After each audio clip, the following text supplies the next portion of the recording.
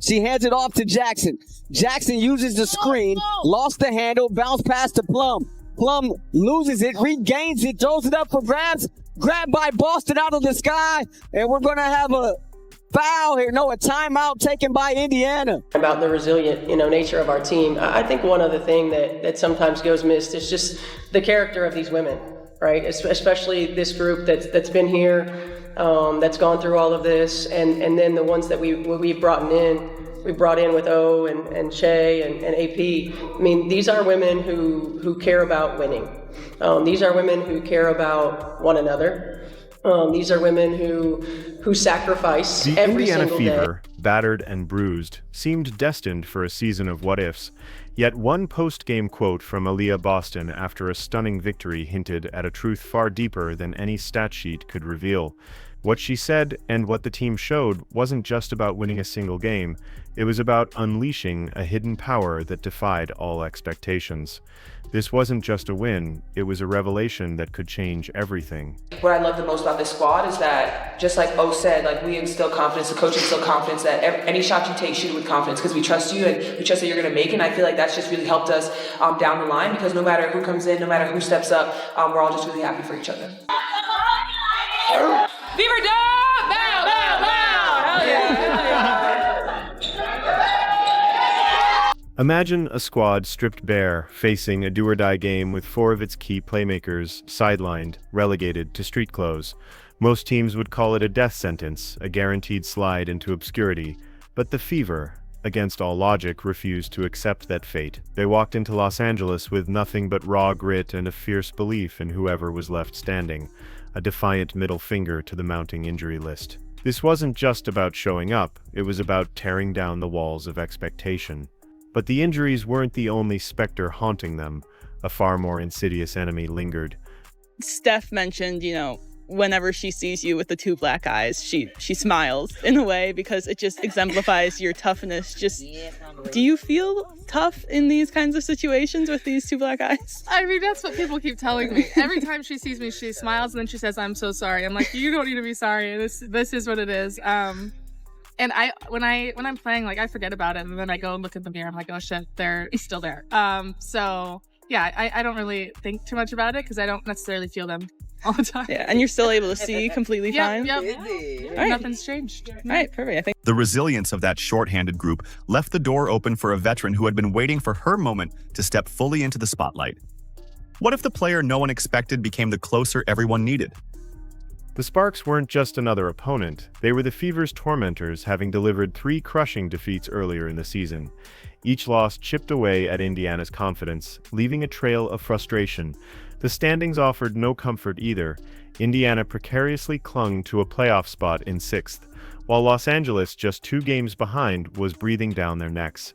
Doubt, a venomous whisper, had begun to infect every conversation. Were they on the verge of collapsing at the absolute worst possible time? The visible toughness of players like Lexi Hull, still reeling from a collision in the last game, became a stark symbol of the fight that remained. Yet from this vortex of despair, an unthinkable strategy began to take shape. Originally, I was like, I just need to get the swelling to go down in my forehead. So I put a patch, slept with it. The next day, woke up and I was like, okay, the bump is almost gone, but now I have 2 black eyes. So that was tragic. But I mean, it's at this point, it's unfortunately won't be able to hide it. People know, so just rolling with it. Were you able to hide it for the photo shoots? Makeup artist did a really, really, really good job. And people that hadn't met me before were like, oh, I can't even tell. I'm like, okay, that's good. We'll take it. But I'm hoping they'll do some editing in the post. Sims left open for 3. She got it.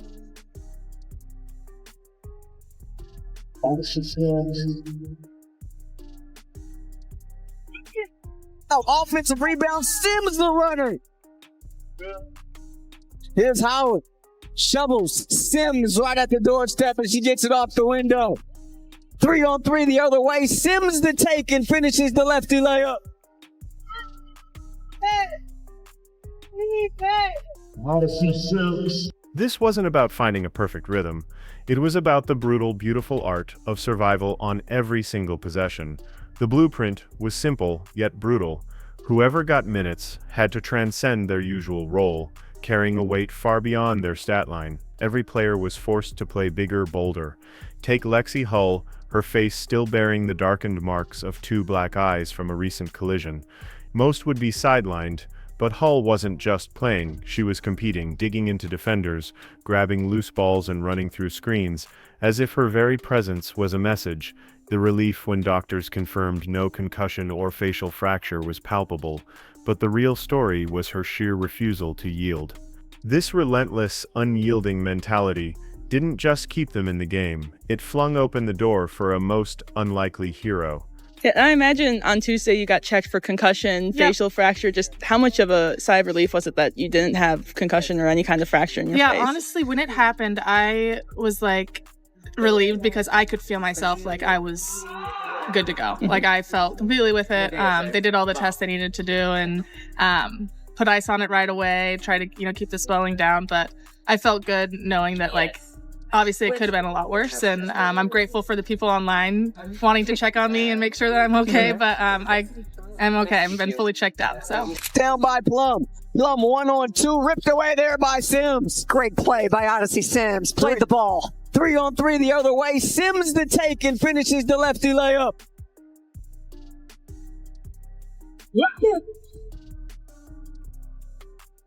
Odyssey. Amidst the chaos, an improbable figure stepped into the spotlight. Odyssey Sims. At 31, a backup guard, she was hardly the player anyone expected to carry an offense, let alone become the heartbeat of a playoff contending team. But this wasn't just any game for Sims, it was personal. She used to wear the opponent's jersey, and that added layer of history fueled her every drive, every shot. She came in steady, decisive, and without a shred of hesitation. While the leading scorer struggled to find her rhythm, Sims transformed into the undeniable answer. Her numbers, a stunning 21 points, only tell part of the story. It was the timing of each bucket, the way she calmly pushed the tempo or slowed it down, that truly turned heads. She treated every single possession as if she had been waiting for it her entire career, preparing to deliver something truly shocking.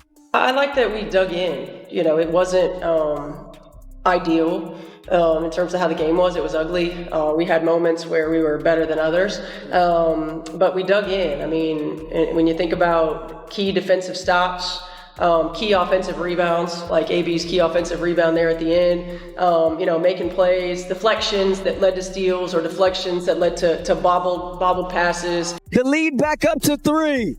Sims left open for 3. She got it. Odyssey Sims with the triple to tie this one up at 74 apiece. Got the offensive rebound out to Mitchell. Here's Hull curling. Hull down the lane. The kick out Sims. Sims in the paint. The runner good. They put Turner on the inbound. Alaman inbounds it to Hamby, and so now that'll be that. So the Indiana Fever come into here.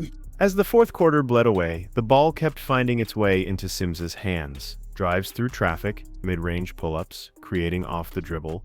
These weren't secondary plays. She became the primary release valve, the clutch performer no one saw coming. Then, with just 13.6 seconds left on the clock, the defining moment arrived. Indiana clinging to a slender hope, the ball in her grip, Sims rose into that quick floater she'd honed for years. It dropped through clean, silencing the arena crowd, giving Indiana the lead for good. Honestly, 5 straight points for you to help take the lead at the end of the game. Just what was that mindset for you in those final seconds? I didn't shoot the ball well from the 3. I was over before I made that shot, but I didn't lose confidence. I think my teammates did a great job, along with the coaches, just constantly talking to me. They weren't worried about my missed shots. It just came down to continue to play. They believe in me so much, so that helped me. And when I shot it, I was open. It was one of those do or die. It went in, and I was excited about that. Like I said, I was open from the 3, but we got the W, so it feels. Sparks started the game on a 7-0 run. Here's Mitchell. Right back to Boston. And unable to get that one, but follows her on. Cameron Brink and Ray Burrell going to be checking in next time there's a stoppage for LA. Here's Turner in traffic, and she gets it up off the window. Beautiful pass from Boston. 7 on the shot clock. Mitchell turning the corner. Jump stop in the lane, loses the ball. Brink throws it right to Boston. Easy layup. The emotional weight lifted from the Fever was almost visible as she calmly jogged back down the floor, a serene confidence washing over her.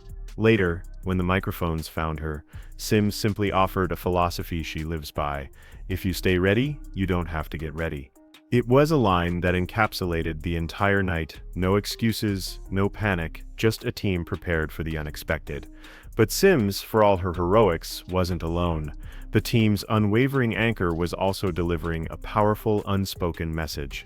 Just going up just like the last few years, just up and down, in the league, out the league, hardship, contract being cut, all of that stuff. Really doesn't matter. I think I'm a human definition of you stay ready, you don't have to get ready. I think every opportunity that has been given to me, I'm taking full advantage of it. These are opportunities that you can't let slip away. You never know what tomorrow brings. You never know. You be on the team one day, go the next day. So just being able to come in and just stay ready, have my energy flow to my teammates, and just be positive. Like I said, I'm with a good group. Julie Alamam, 5 points here tonight. They go high-low, and Boston the beneficiary. And that's the 18th point off of a Sparks turnover. Hamby the crossover. Hamby rejected there by Boston. Here's Mitchell, always dangerous with the ball in her hands. Finds Boston's free throw line. Boston against Hamby. Jump hook, gets the soft bounce. Standing beside Sims as she delivered her defining moment was the unwavering anchor of the Fever's identity, Aliyah Boston. Her actions screamed louder than any words. Boston didn't just fill the box score. She imprinted her presence onto every facet of the game. A dominant 22 points, muscling through the opponent's front court for 11 rebounds, dishing out 4 assists to keep the ball flowing, and then a career-high 6 steals. This combination of offensive and defensive mastery from a single player in one night is almost unheard of. The absolute peak of her performance came with a mere 1.9 seconds left. Los Angeles desperate for a final chance, and Boston, reading the play with uncanny precision, reached in, ripped the ball clean, and ended it on the spot. No drama, no last-second scramble, just a superstar shutting the door. She hands it off to Jackson.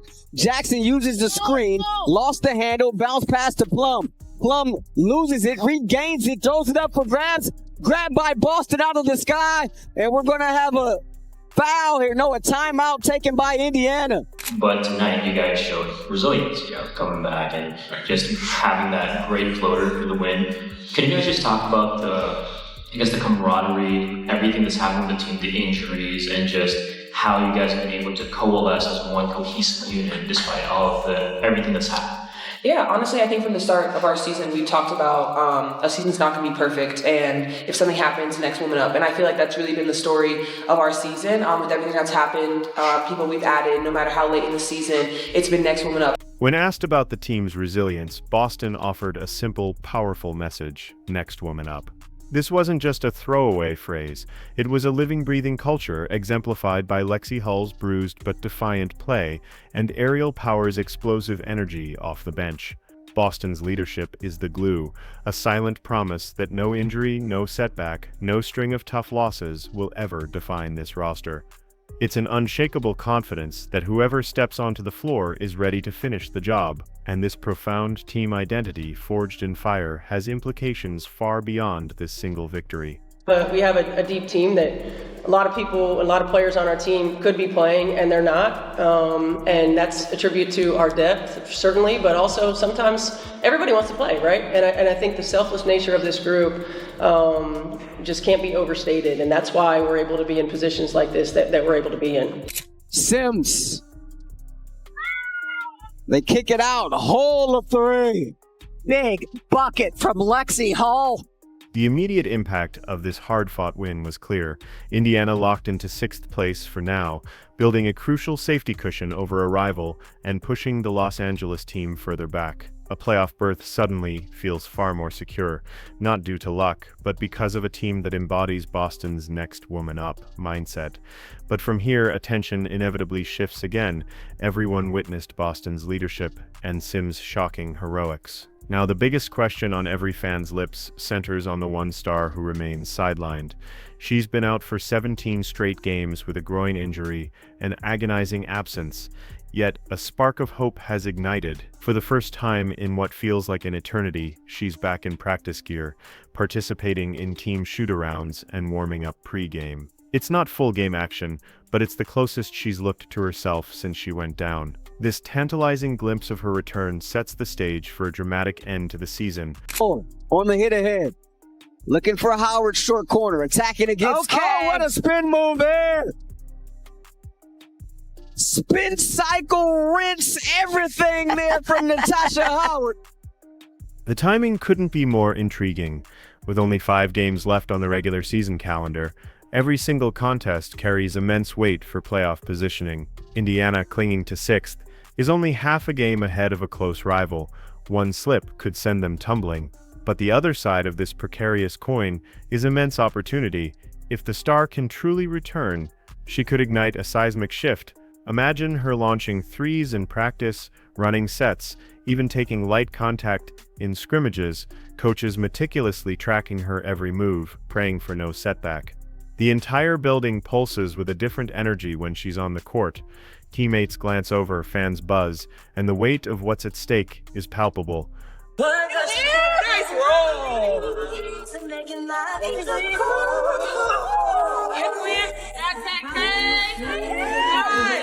It's cautious optimism, of course.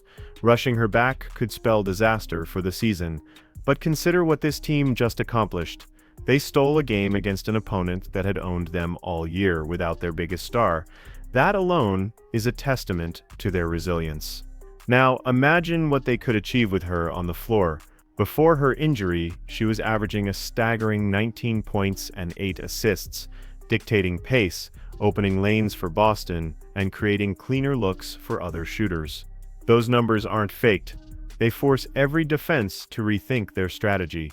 This victory proved the Fever can survive without her. You know, it wasn't ideal in terms of how the game was. It was ugly. We had moments where we were better than others, but we dug in. I mean, when you think about key defensive stops, key offensive rebounds, like AB's key offensive rebound there at the end, you know, making plays, deflections that led to steals or deflections that led to bobbled passes, just the sense of urgency that we played with in those last minutes through some gray area, right? Through some times when it wasn't perfect. And, you know, it was a gut check time, and our team stepped up to the challenge. Thank you. Thank you. But the thought of adding her electrifying playmaking back into the mix transforms them from mere survivors into legitimate contenders. Suddenly, the conversation isn't about whether they can just hang on, but whether they can make serious noise if they get there. The risk of aggravating that groin injury still lingers, a dark cloud on the horizon. But with the postseason just days away, the Stars' potential return could flip Indiana's fortunes overnight, turning a season of struggle into one of legitimate championship aspirations.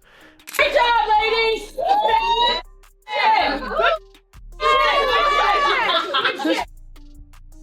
I'm really proud of you guys. That was an ugly, hard-fought win. Hard-fought win. And listen, we know that we didn't play our best basketball. And in those moments where we needed a stop or we needed a big bucket, that you don't teach. And y'all got it. And y'all got it. So again, marrying our energy effort with our execution. Okay, that's our journey.